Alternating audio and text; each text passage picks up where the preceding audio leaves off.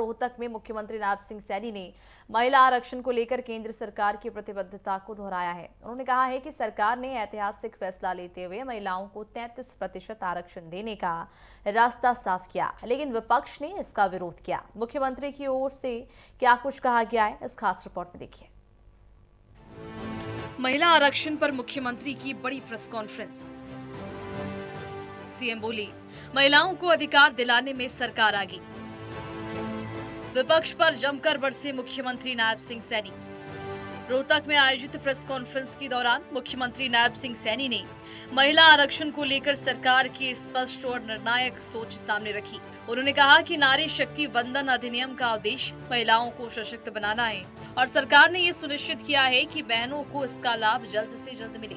मुख्यमंत्री ने आगे कहा है कि यदि जनगणना और परिसीमन की लंबी प्रक्रिया का इंतजार किया जाता तो 2029 के लोकसभा चुनाव में भी महिलाओं को 33% आरक्षण का लाभ नहीं मिल पाता। इसी सोच के तहत केंद्र सरकार ने इस शर्त को अलग कर ऐतिहासिक फैसला लिया, लेकिन विपक्ष ने इसे पास होने नहीं दिया। 33% का आरक्षण अभी लोकसभा में 16-17 अप्रैल को देश की सर्वोच्च पंचायत बड़ी संसद में बहन बेटियों के हक दिलवाने के लिए आदरणीय प्रधानमंत्री जी ये नारी शक्ति वंदन बिल लेकर के आए। आदरणीय प्रधानमंत्री मोदी जी का 11.5 वर्षों का कार्यकाल मैं आपको बताना चाहूंगा। 11.5 वर्षों के कार्यकाल में मोदी जी ने दिन रात महिलाओं को सशक्त और मजबूत करने के लिए लगातार काम किया है, लगातार काम किया है। और यही कारण है कि आदरणीय प्रधानमंत्री जी ने कहा कि देश की महिलाएं विकसित भारत में अपनी प्रमुख भूमिका अदा करेंगी, ये प्रधानमंत्री जी ने कहा और उसी को लेकर के ये बिल लेकर के आए। परंतु किस प्रकार से कांग्रेस ने और उनके इंडी गठबंधन के नेताओं ने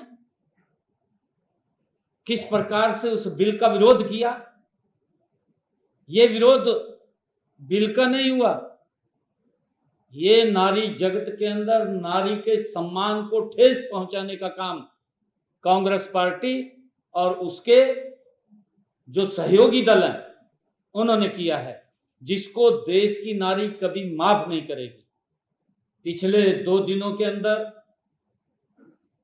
उस लोकतंत्र के मंदिर में जो कुछ भी हुआ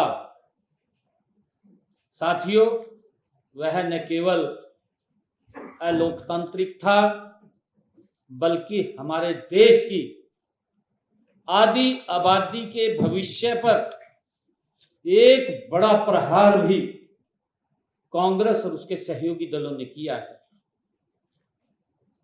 साथियों, इनमें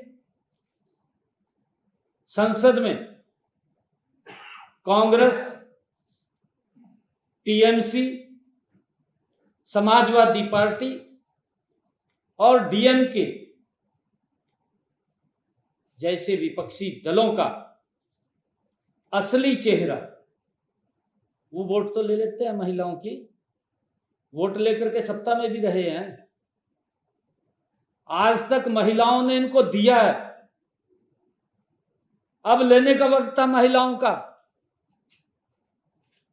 और उससे अपमानित करके इन्होंने बाहर करने का काम किया है। दुर्भाग्यपूर्ण है, इनका असली चेहरा देश के सामने उजागर हुआ है। इसके साथ ही मुख्यमंत्री ने कहा कि वर्ष 1971 में हमारी आबादी 54 करोड़ थी, तब लोकसभा की सीटें 550 तय हुई और आज हमारी आबादी 140 करोड़। इसीलिए यह आवश्यक है कि लोकसभा की सीटों की संख्या बढ़कर 850 की जाए।